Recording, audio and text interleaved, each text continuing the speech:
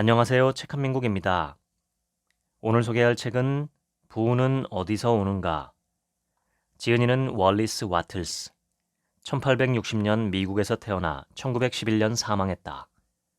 생애에 대해서는 거의 알려진 것이 없으며 초년 시절 많은 실패를 겪은 것으로 알려져 있다. 그는 데카르트, 스피노자, 쇼펜하우어, 헤겔, 에머슨 등 세계적인 철학가들의 사상과 여러 종교를 연구했으며 창조적 영상화의 기술을 실천했다.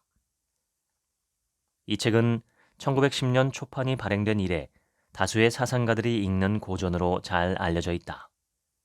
특히 시크릿의 저자 론다 버는 물론 나폴레온 힐, 데일 카네기, 혼다 캔이 많은 영향을 받은 것으로 유명하다. 아마존 최장기 베스트셀러 1위를 차지하며 100년이 지난 지금까지도 많은 사람에게 사랑을 받고 있다. 본문을 읽겠습니다. 모든 살아있는 것의 목적은 발전이다. 모든 생명에는 자신이 성취할 수 있는 최대한의 발전을 누릴 천부적인 권리가 있다. 생명이 진화하고 성장하는 것은 자연의 섭리인 만큼 누구나 품위 있고 아름답고 풍요로운 삶을 누릴 권리가 있다. 그렇지 못한 상태에 만족하는 것은 죄악이다. 부자란 누구인가? 원하는 모든 것을 소유하고 자신이 살고 싶은 대로 사는 사람이다. 성공이란 자신이 원하는 사람이 되는 것이며 원하는 사람이 되기 위해서는 필요한 자원을 활용할 수 있어야 한다. 우리는 몸, 마음, 영혼의 만족이라는 삶의 세 가지 동기를 위해 살아간다. 이 세 가지 사이에 더 우월한 것은 없다. 모두 똑같이 중요하다. 몸과 마음, 영혼 가운데 어느 하나라도 충만하게 채워지지 않는다면 나머지 역시 온전할 수 없다.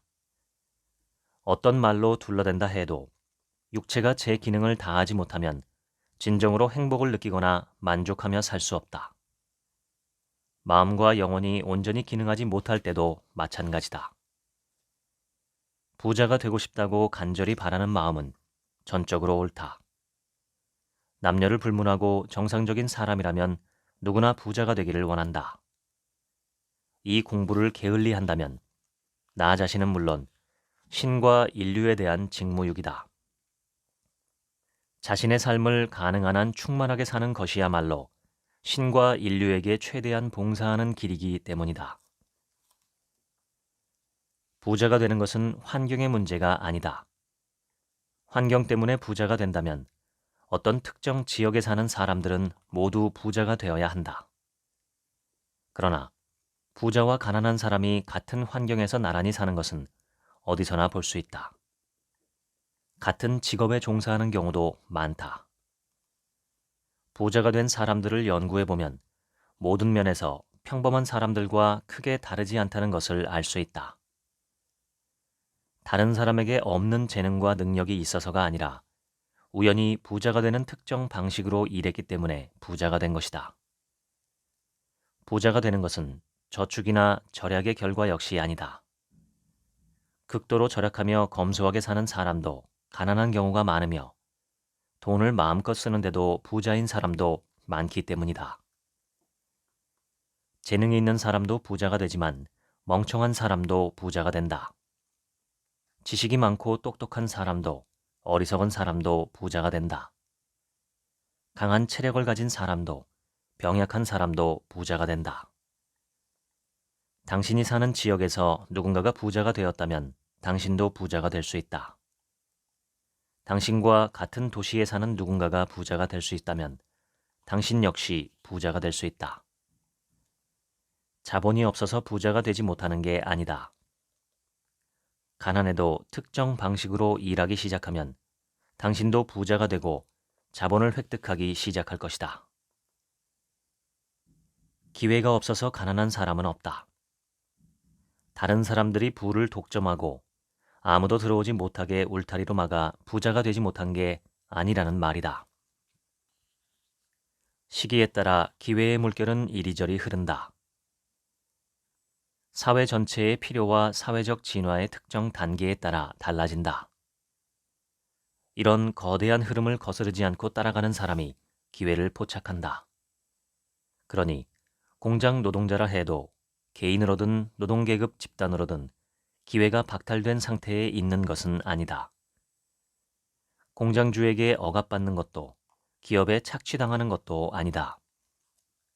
노동자 계급 전체가 그 상태에 머무는 이유는 특정한 방식으로 일하지 않기 때문이다.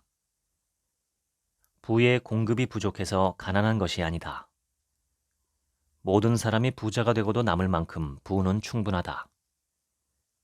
눈에 보이는 자원도 매우 많지만 눈에 보이지 않는 자원까지 생각하면 사실상 부의 고갈은 불가능하다. 그러므로 자연이 고갈되거나 모두에게 돌아갈 만큼 충분치 않아서 사람들이 가난한 것은 아니다. 부의 공급은 절대 부족하지 않다. 더 풍요로운 삶을 추구하는 것은 자연스럽고 고유한 본능이다. 자신을 확장하는 것은 지성의 본질이며 그 경계를 넓히고 완전한 표현을 찾는 것은 의식의 본질이다. 생명의 발전을 위해 자연이 만들어졌기 때문에 자연의 가장 중요한 동기는 생명의 증가다. 이런 이유로 생명에 도움이 되는 모든 것을 풍족하게 제공한다. 생각은 무형의 실체로부터 유형의 부를 창출하는 유일한 힘이다. 만물을 만드는 근원 물질은 생각하는 존재이며 이 물질이 생각하는 대로 형상은 만들어진다. 근원 물질은 자기 생각에 따라 움직인다. 어떤 움직임을 생각하면 그 움직임이 생겨난다. 이것이 만물의 창조 원리다. 우리는 근원 물질이 생각으로 만들어낸 세계에 살고 있다. 이 세계는 사고하는 우주의 일부다. 인간은 생각하는 존재이며 생각을 일으킬 수 있다. 인간이 손으로 만들어내는 모든 형상은 그 어떤 것이든 처음엔 생각 속에 존재하는 것이다. 한 번도 생각해보지 않았다면 그 형상을 만들어낼 수 없다. 사람이 어떤 형상에 관한 생각을 품으면 자연으로부터 물질을 취해 실제로 만들어낸다. 먼저 세 가지 기본 명제를 제시하겠다. 하나, 모든 것의 근원이 되는 생각하는 물질이 있다. 이 물질은 원래의 상태로 우주 공간 사이로 스며들고 침투하며 우주를 가득 채우고 있다. 둘, 이 무형 물질의 생각이 깃들면 자신이 생각한 이미지를 형상으로 만들 수 있다. 셋, 인간은 형상을 생각할 수 있다. 무형 물질의 그 생각을 각인하면 자신이 생각하는 사물을 창조할 수 있다. 우리는 눈에 보이는 대로 생각하기 쉽다. 겉으로 보이는 것에 현혹되지 않고 진실을 생각하는 것은 무척 힘든 일이다. 그 어떤 일보다도 에너지 소모가 많다. 꾸준하고 일관성 있게 생각하고 실천하는 것은 대부분의 사람들이 싫어하는 일이다. 세상에서 가장 힘든 일이기 때문이다. 진실이 겉으로 보이는 모습과 정반대일 때는 특히 더 그렇다. 사람들은 세상 모든 것을 겉모습으로 판단하려는 경향이 있는데 진실을 꿰뚫고 있어야만 이를 막을 수 있다. 실제로는 아프지 않은데도 겉보기에 병들어 보인다고 해서 진실을 알아차리지 못하고 계속 자신이 병들었다고 생각하면 결국 몸에 병이 날 것이다. 가난은 없고 풍요로움만 있다는 진실을 깨닫지 못한 채 가난하다고만 여긴다면 마음은 가난으로 가득 채워질 것이다.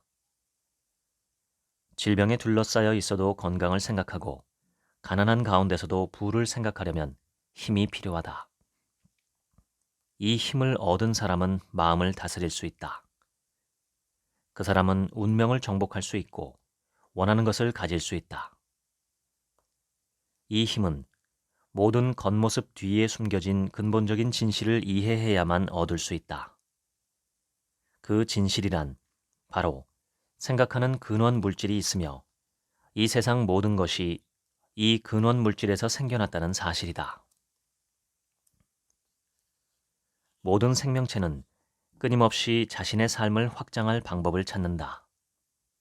생명은 살아가는 그 과정 자체만으로도 성장하고 확장하기 때문이다. 우리의 지성도 생명과 마찬가지로 계속해서 성장한다. 우리가 하는 생각은 계속해서 다른 생각으로 이어지며 의식은 끊임없이 확장된다. 부자가 되고 싶다는 욕망은 간단히 말해 더 풍족한 삶을 추구하는 능력이다. 우주는 당신이 원하는 모든 것을 소유하기를 바란다. 자연은 당신의 계획이 이루어지기를 바란다. 세상 모든 것이 당신 편이다. 그러나 꼭 잊지 말아야 할 중요한 명제가 있다. 당신의 목적이 만물 안에 깃든 목적과 반드시 조화를 이루어야 한다는 사실이다. 단순히 관능적 만족이나 쾌락이 아닌 진정한 삶을 추구해야 한다. 인생이란 진정한 삶을 향해 수행하는 과정이다. 배부른 돼지처럼 동물적 욕구를 충족하려고 부자가 되려는 것은 아니리라. 그렇게 사는 건 진정한 삶이 아니다. 우리는 먹고 마시고 즐기기 위해 부자가 되기를 원한다. 아름다운 것들로 주변을 가득 채우고 먼 곳으로 여행도 가고 마음을 살찌우고 지성을 기르고 인간을 사랑하고 친절을 베풀며 세상이 진리를 찾도록 돕는 일에 선한 영향력을 미치기 위해 부자가 되고 싶어 한다.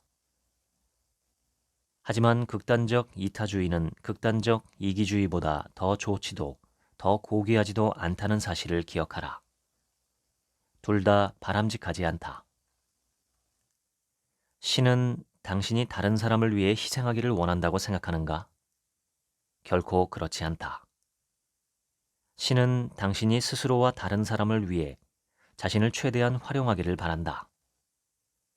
자신을 최대한 활용하는 것이야말로 다른 어떤 방법보다 남을 많이 도울 수 있기 때문이다.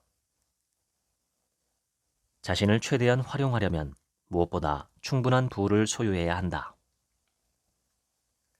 근원물질의 욕망은 모두를 위한 것이며 모두의 삶이 더 나아지는 방향으로만 움직인다는 사실을 기억하라. 근원물질은 모든 존재 안에 똑같이 깃들어 풍요와 생명을 추구하므로 그 어떤 이유에서든 삶이 안 좋아지는 방향으로는 움직일 수 없다. 남이 가진 것을 빼앗지 않아도 당신은 그것을 가질 수 있다. 경쟁자가 아닌 창조자가 되라. 순전히 치열한 경쟁에서 특출한 능력을 발휘해 엄청난 부자가 된 사람들이 있다. 석유재벌 록펠러, 강철왕 카네기, 금융재벌 JP 모건 같은 사람들은 선사시대의 거대한 파충류 같은 존재다. 진화 과정에서 필수 역할을 담당했지만 그들을 만들어낸 그 힘 때문에 결국 사라지고 만다. 그들은 진정으로 부유한 적이 없었다는 사실을 기억하라. 이 부류에 속한 사람들의 사생활을 속속들이 들여다보면 실제로는 비참하고 절망적으로 살았다는 것을 알 수 있다. 타인과의 경쟁을 통해 획득한 부는 결코 만족스럽지도 영원히 지속되지도 않는다. 과학적이고 확실한 방법으로 부자가 되려면 경쟁의식에서 완전히 벗어나야 한다. 부의 공급량에 한계가 있다는 생각은 단 한순간도 하지 마라. 누군가가 눈에 보이는 부를 독점한다고 해도 아무도 당신에게 다가올 부를 막지 못한다. 다른 사람에게 뒤처져 당신이 원하는 것을 얻지 못할까봐 전전긍긍하지 마라. 그런 일은 일어나지 않는다. 남이 가진 자원에서 가져오는 것이 아니라 무형의 근원 물질로부터 당신이 원하는 자원을 만들어내기 때문에 부의 공급은 무한하다. 내가 모피값으로 $50 상당의 총을 주었다면 이것은 에스키모인에게 좋은 거래다. 그는 총을 다양하게 활용할 수 있다. 경쟁 단계를 벗어나 창조 단계로 올라서기 위해서는 타인과 거래하는 방식을 면밀하게 검토해야 한다. 당신이 판매하는 상품 중에 고객에게 그 가격을 넘어서는 이득을 주지 못하는 상품이 있다면 그런 거래는 성공할 수 없다. 누군가를 이겨야만 사업을 할 수 있는 게 아니다. 남을 물리쳐야만 하는 사업을 하고 있다면 지금 당장 그 사업에서 손을 떼라. 거래하는 모든 사람에게 당신이 받은 현금 가치보다 더 큰 이용 가치를 제공하라. 그렇게 하면 당신이 하는 사업이 다른 사람들의 삶을 이롭게 만들 것이다. 근원 물질은 당신이 가능한 한 모든 것을 실현하고 가장 풍요로운 삶을 영위하는 데 필요한 모든 것을 누리고 가지기를 원한다. 다시 말해 근원 물질은 인간을 통해 살고 일하며 누리려 한다. 가능성이 있는 모든 것이 인간을 통해 표현할 길을 찾고 있다. 사람들은 가난과 자기 희생이 신을 기쁘게 한다는 낡은 생각에 붙들려 있다.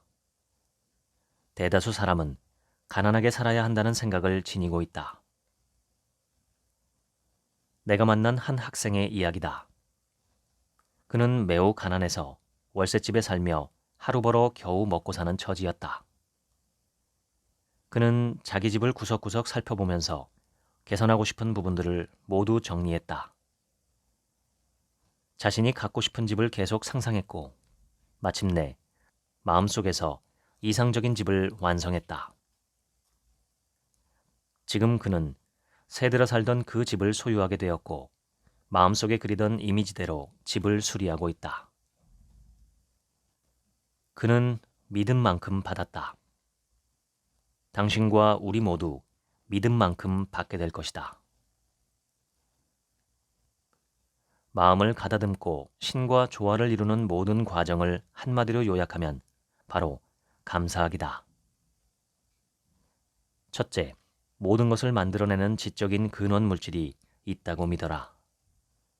둘째, 자신이 원하는 모든 것을 이 근원 물질이 가져다 준다고 믿어라. 셋째, 깊이 감사하는 마음으로 이 근원 물질과 자신을 연결하라. 감사하는 마음이 강하고 지속적이면 근원 물질의 반응 역시 강하고 지속적이다. 당신이 바라는 것들 역시 늘 당신을 향해 다가올 것이다. 마음속에 저급한 것들을 허용하면 당신은 저급한 것들로 둘러싸이게 되고 결국 저급한 존재가 된다. 반면 최고의 것에 관심을 쏟으면 최고로 좋은 것들로 둘러싸이게 되고 당신 역시 최고가 된다. 우리 마음속의 창조적 힘은 우리가 관심을 쏟는 것의 이미지대로 우리의 모습을 만든다. 우리는 생각하는 존재이며 생각하는 존재는 항상 자신이 생각하는 형상을 닮을 수밖에 없다. 감사하는 마음을 지닌 사람은 늘 최고의 것을 생각하므로 최고가 되는 경향이 있다. 일어나는 모든 일에 감사하라. 습관을 들여 계속해서 감사를 표현해야 한다. 세상 모든 것이 당신의 성장에 기여하고 있으므로 존재하는 모든 것에 감사해야 한다. 재벌이나 거물, 정치인의 단점이나 허물을 이야기하느라 시간을 낭비하지 마라. 그들의 약점보다 강점이 무엇인지 살펴라.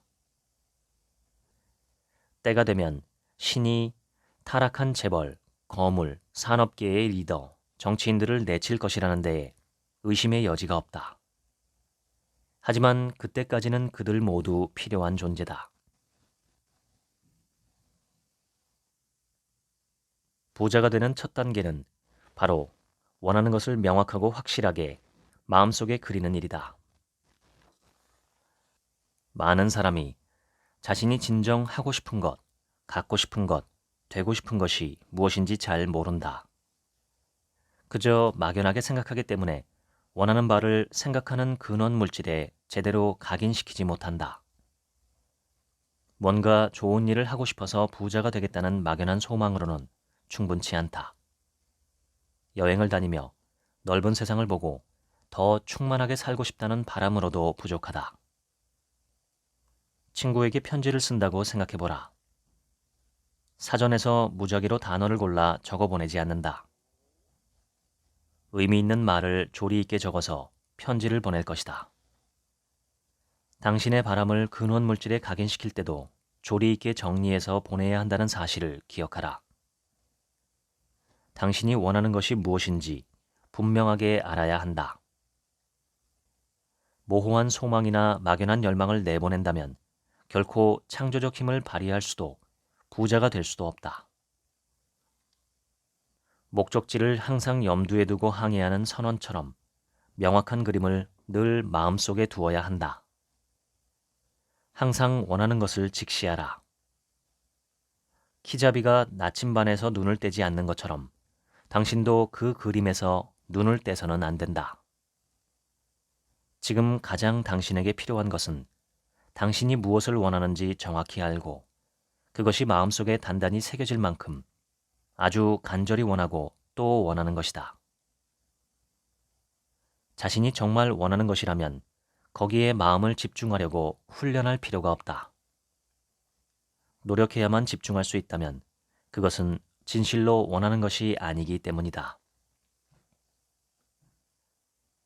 명확한 마음속 그림 뒤에는 반드시 그것을 실현하고야 말겠다는 목표의식, 즉 눈에 보이는 형상으로 만들어내려는 의지가 필요하다. 그리고 이 의지 뒤에는 그것이 이미 내 것이라는 흔들리지 않는 믿음이 있어야 한다. 당신이 해야 할 일은 더 풍족한 삶을 사는 자신의 모습을 열망하고 이러한 열망을 논리정연하게 정리하는 것이다. 일련의 문구를 반복해서 말한다고 각인되지는 않는다. 원하는 바를 이루겠다는 흔들리지 않는 목표와 실제로 얻을 수 있다는 확고한 믿음으로 마음속 그림을 굳게 지켜야 한다. 원하는 것을 입으로 말할 때의 믿음이 아니라 원하는 것을 얻기 위해 실제로 행동하는 믿음에 따라 기도에 대한 응답을 받을 수 있다. 당신의 의지를 사용해 당신이 원하는 바대로 다른 사람이 행동하도록 하는 일은 옳지 않다. 누구도 그럴 권리는 없다. 정신적 힘으로 누군가에게 강요하는 것은 물리적 힘으로 타인을 강제하는 것만큼이나 잘못된 일이다. 상대방의 이익을 위해서라고 해도 다른 사람에게 내 의지를 강요할 권리는 없다. 부자가 되려면 의지력을 자신에게만 사용하면 된다. 당신의 의지나 생각, 마음을 우주에 투영해서 사물이나 다른 사람을 움직이려 하지 마라. 의심과 두려움으로 시간을 낭비할 때, 걱정하며 시간을 보낼 때, 불신에 사로잡혀 시간을 낭비하는 매 순간순간 지적인 근원 물질의 세상에서 멀어진다.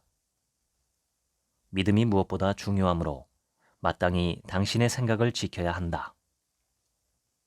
믿음은 무엇을 관찰하고 생각하느냐에 따라 크게 영향을 받기 때문에 당신의 주의가 어디로 쏠리는지 세심하게 관리해야 한다. 이때 필요한 것이 의지다. 어디에 주의를 기울일지 결정하는 것이 바로 의지이기 때문이다. 가난에 관해 이야기하지 마라. 가난을 조사하거나 신경 쓰지도 마라. 가난의 원인이 무엇이든 상관하지 마라. 당신은 가난과 아무런 관계가 없다. 가난의 이미지가 마음속에 가득하면 부자가 되게 해줄 부자 이미지가 들어설 자리가 없다. 가난한 이들은 자선이 아닌 자극이 필요하다. 가난한 이들을 돕고 싶다면 그들도 부자가 될 수 있음을 보여줘라. 당신 자신이 부자가 되는 모습을 보여줌으로써 그 사실을 증명할 수 있다. 이 세상에서 가난을 추방할 수 있는 유일한 방법은 이 책의 가르침을 실천하는 사람의 수가 늘어나는 것이다. 경쟁을 통해서가 아니라 창조함으로써 부자가 되는 방법을 배워야 한다. 과거 돈 때문에 어려움을 겪은 적이 있더라도 그 일에 대해 말하지 말고 생각하지도 마라. 부모님이 가난했던 이야기나 힘들게 살았던 어린 시절에 대해서도 말하지 마라. 이런 것들을 말하는 그 시간 동안 심리적으로 가난한 사람과 같은 부류가 된다. 그것은 분명히 부의 흐름이 당신에게 오는 것을 방해한다. 가난과 관련한 모든 것을 완전히 잊어라. 세상이 곧 멸망한다고 말하는 종교서적을 읽지 마라. 세상이 지옥이 될 거라고 헛소문을 퍼뜨리는 자와 비관론자의 글을 읽지 마라. 세상은 악마에게 가는 것이 아니라 신에게로 가고 있다. 세상은 경이로워지고 있다. 물론 세상에 불쾌한 일이 많은 것은 사실이다. 하지만 스쳐 지나갈 게 분명한 불쾌한 일들을 생각하는 것이 무슨 소용이 있겠는가? 그런 것들을 생각해봤자 우리 곁에 더 머물게 할 뿐이다.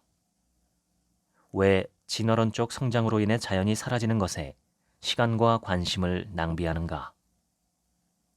세상이 부유해지는 것에 관심을 기울여라. 세상이 점점 더 풍요로워진다고 생각하라. 모든 시간과 마음과 생각을 부자가 되는 데 쏟으라고 했지만 비도덕적이거나 야비한 사람이 되라는 말은 결코 아니다. 진정한 부자가 된다는 것은 인생에서 성취할 수 있는 가장 고귀한 목표다. 그 안에 다른 모든 것이 포함되어 있기 때문이다. 생존을 위해 경쟁하지 않는 사람만이 도덕적, 정신적으로 위대해질 수 있다. 뉴스를 접할 때도 마음속에 그린 이미지와 조화를 이루는 긍정적인 소식만 읽어라. 또한 초자연주의에 관한 연구도 미뤄라. 신비주의나 심령술 따위나 그 비슷한 주제에 조금이라도 관심을 기울이지 마라. 죽은 자들이 여전히 남아서 근처에 머물고 있을지도 모른다. 하지만 설사 그렇다 해도 상관하지 말고 당신이 해야 할 일에 집중하라. 죽은 이들의 영혼이 어디에 있든지 그들에게는 그들이 해야 할 일이 있고 해결해야 할 문제가 있다. 우리는 간섭할 권리가 없다. 우리는 죽은 이들을 도울 수 없으며 그들이 우리를 도울 수 있는지도 알 수 없다. 설사 그렇다 해도 우리에게 그들을 간섭할 권리는 없다. 죽은 이들은 그들의 세계에 있도록 내버려 두고 당신의 문제를 해결하라. 부자가 되라. 물질은 당신을 포함한 많은 생명이 번성하기를 바라는 열망을 지니고 있다. 무형 물질의 생각이 각인되면 모든 창조적 힘이 규칙적인 행동 경로를 통해 발휘되어 결국 원하는 것이 당신을 향해 다가온다. 이 창조 과정을 인도하고 감독하는 것은 당신 몫이 아니다. 당신은 마음속 그림을 품고 목표를 굳게 지키며 확고한 믿음과 감사하는 마음만 잃지 않으면 된다. 생각은 원하는 것을 당신에게 오게 하지만 그것을 받으려면 행동해야 한다. 분명한 사실은 당신이 지금 행동해야 한다는 것이다. 과거로 돌아가 행동할 수는 없다. 아직 오지 않은 미래에 행동할 수도 없다. 현재의 행동에 온 마음을 쏟아라. 어제 일이 잘 되었는지 잘못되었는지 고민하지 말고 오늘 할 일을 제대로 해라. 내일 할 일을 지금 하려고 하지 마라. 내일이 되면 그 일을 할 시간이 충분히 있을 것이다. 환경이 바뀐 다음에 행동하려고 기다리지 마라. 행동으로 환경을 바꿔라. 당신에게 잘 맞는 일이나 사업을 하는 모습을 마음속에 생생하게 그리고 그 일을 찾겠다는 흔들림 없는 목표를 갖고 그 일을 반드시 하게 되리라는 믿음을 가져라. 하지만 현재 있는 자리에서 행동하라. 원하는 것을 받으려면 현재 처한 환경에서 주변에 있는 사물과 사람들을 향해 바로 지금 행동해야 한다. 동물의 세계에서 진화가 일어나는 것은 넘치는 생명력 때문이다. 하나의 생명체가 자기 현재 단계에서 표현할 수 있는 기능보다 더 많은 생명력을 가졌을 때 그 생명체는 더 높은 수준의 기관을 발달시킨다. 그렇게 해서 새로운 종이 탄생한다. 만약 자신의 능력을 넘어서 그 이상을 표현하는 생명체가 없었다면 새로운 종은 탄생할 수 없었을 것이다. 당신이 하는 사소한 행동 하나에 많은 것이 달라질 수 있다. 아주 커다란 가능성으로 들어가는 기회의 문을 열 수도 있다. 작은 일에 실패하거나 소홀히 하면 원하는 것을 얻는데 오랜 시간이 걸릴 수 있다. 날마다 그날 할 수 있는 모든 일을 하라. 당신은 어느 분야에서나 부자가 될 수 있다. 물론 탁월한 재능을 갖춘 분야에 뛰어드는 편이 훨씬 성공하기 쉽겠지만 마음만 먹으면 어떤 분야에서도 성공할 수 있다. 재능이 부족하면 기를 수 있다. 사람은 어떤 재능이든 최소한의 씨앗은 지니고 있기 때문이다. 하고자 하는 열망 그 자체가 그 일을 할 수 있는 힘이 있다는 증거다. 능력이 미숙하든 뛰어나든 어떤 일을 할 힘이 없다면 그 일을 하고 싶다는 열망도 전혀 생기지 않는다. 재능을 보이는 분야를 선택해 일을 찾는 것이 제일 좋다. 하지만 어떤 특정한 일을 하고 싶다는 열망이 강하다면 그 일을 당신의 궁극적 목표로 선택해야 한다. 당신은 얼마든지 하고 싶은 일을 선택할 수 있다. 현재의 직장이나 직업이 마음에 들지 않는다고 해도 너무 성급하게 바꾸려고 하지 마라. 직업이나 환경을 바꾸는 가장 좋은 방법은 성장이다. 서서히 성장을 거치며 변화를 추구하는 것이 가장 바람직하다.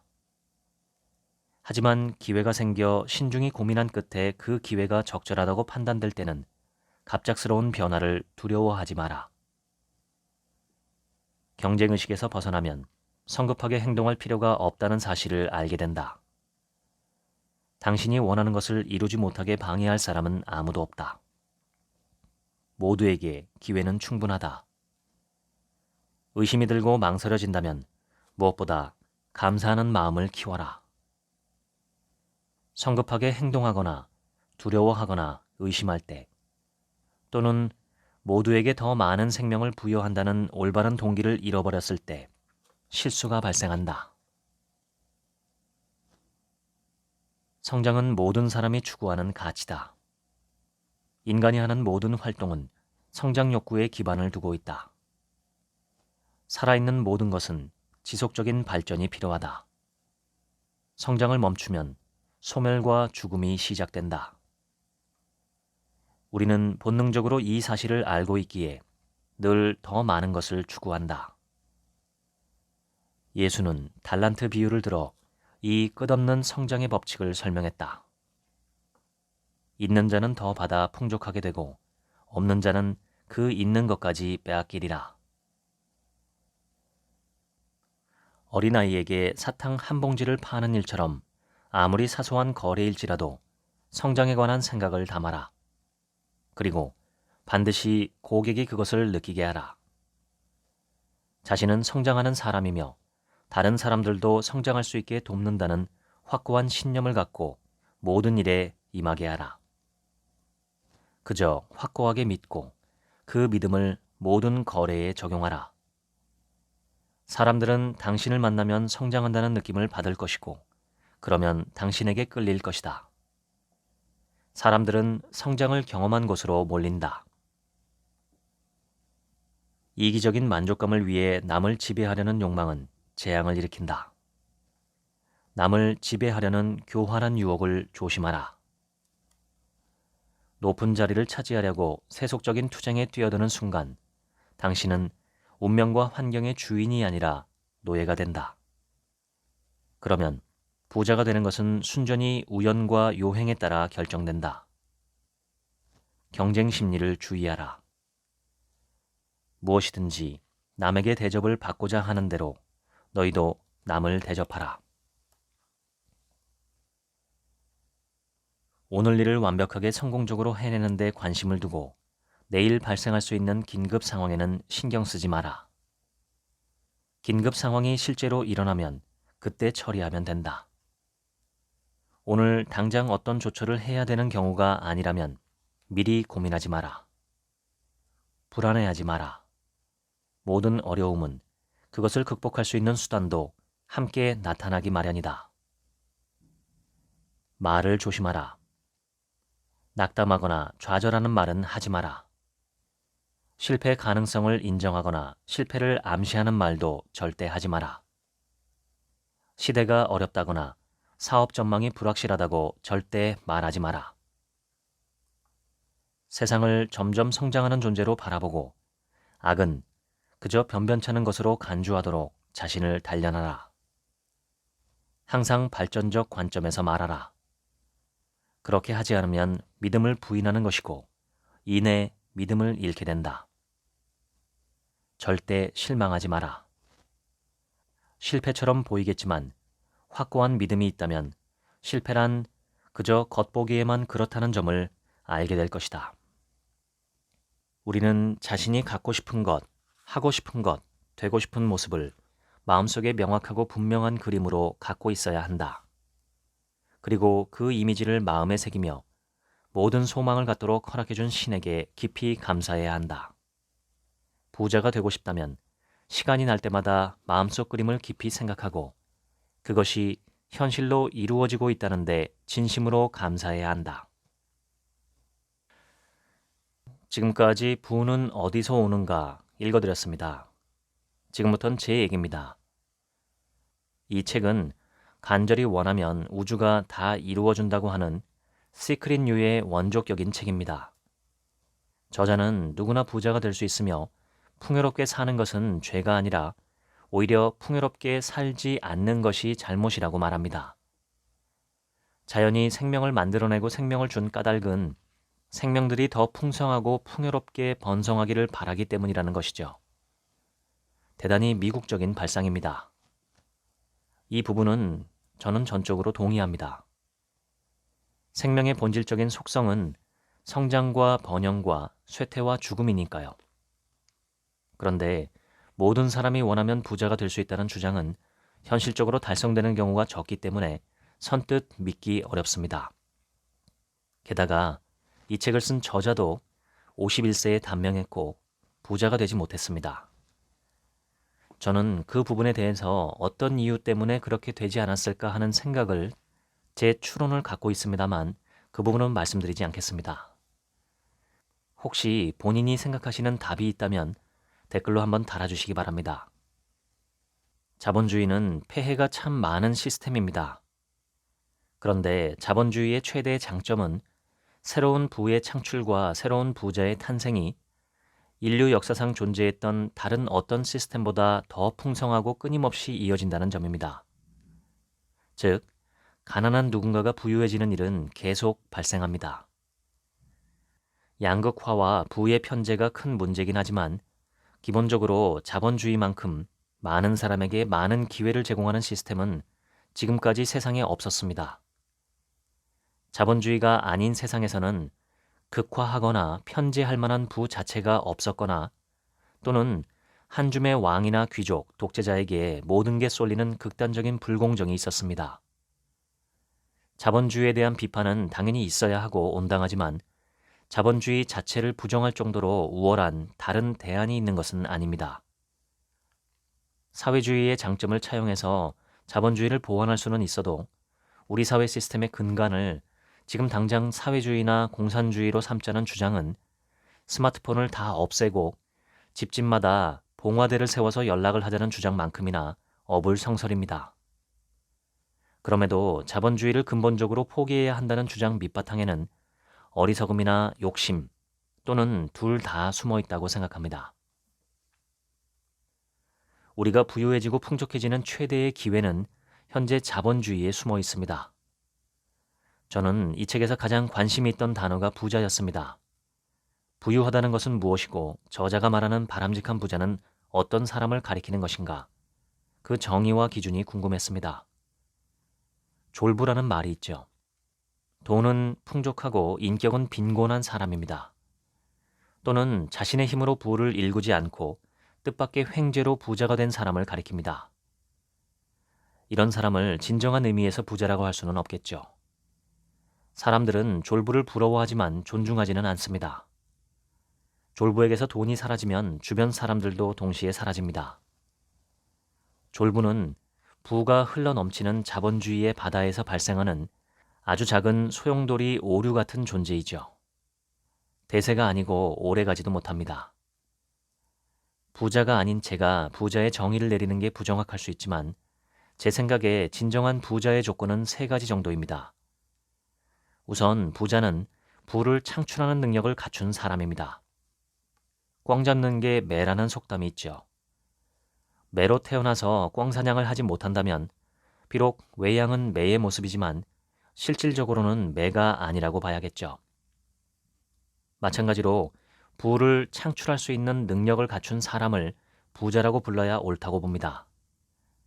재벌의 경우 창업주는 분명 부자가 맞습니다. 그러나 2대, 3대는 진짜 부자인지 아닌지 알기 어렵습니다. 주어진 부를 관리만 하는 사람도 있고 더 큰 부를 일궈내는 사람도 있으며 아예 말아먹는 사람도 있으니까요. 부를 창출하는 사람을 부자라고 한다면 한국에도 세계에도 수많은 부자들이 있습니다. 그리고 부자가 계속해서 탄생합니다. 저도 당신께서도 부자가 될 수 있다고 생각합니다. 저는 평생 부자가 될 마음이 없었습니다. 부자가 되려고 하는 것에 일종의 죄의식을 갖고 있었기 때문입니다. 그런데 지금 생각해보니 어리석은 생각이었죠. 그래서 저도 올해부터는 부를 창출하는 사람이 되기로 결심했고 노력하기로 마음먹었습니다. 10년 후에 결과가 나오면 공개하겠습니다. 부를 만들어내는 사람이 부자입니다. 이 첫 번째 조건을 충족하는 부자는 가뭄일 때 비를 부르는 기우제를 성공시키는 사제와 같습니다. 제가 생각하는 부자의 두 번째 조건은 돈을 적재적소에 자유자재로 사용하는 사람입니다.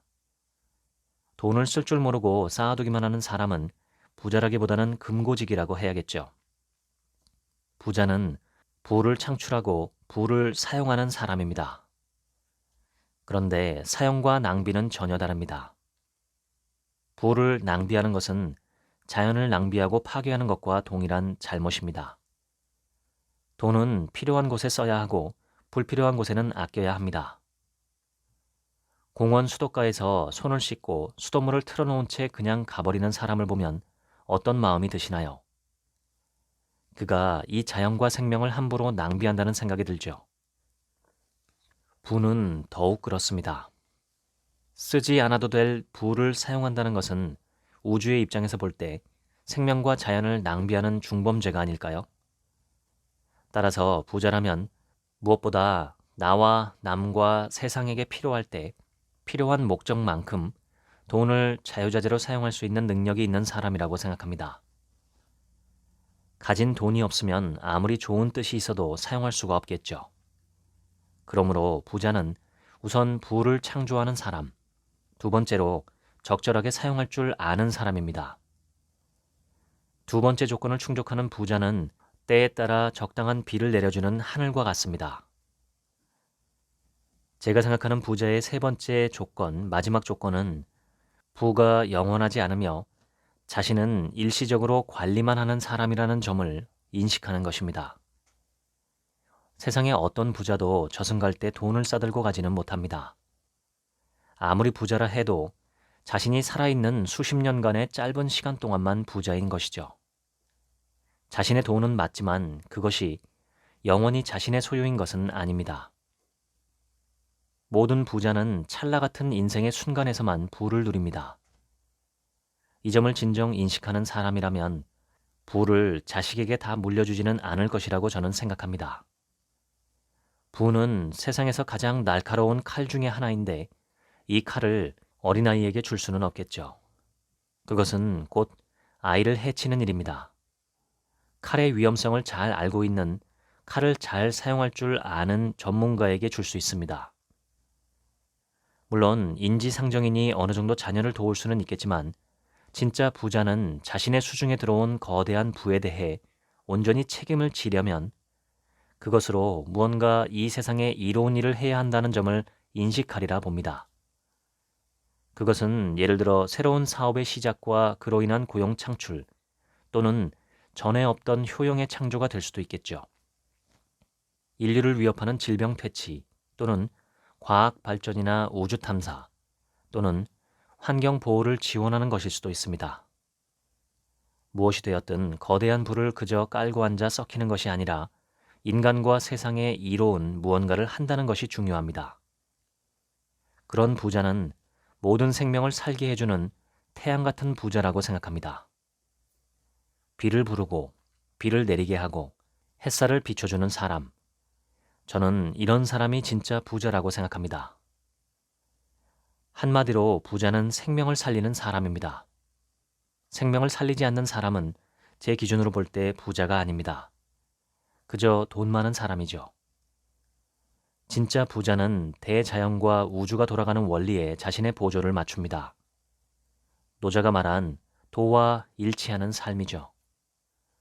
저는 이 방송을 들으시는 모든 분들이 진짜 부자가 되시고 그렇게 살게 되시기를 바랍니다.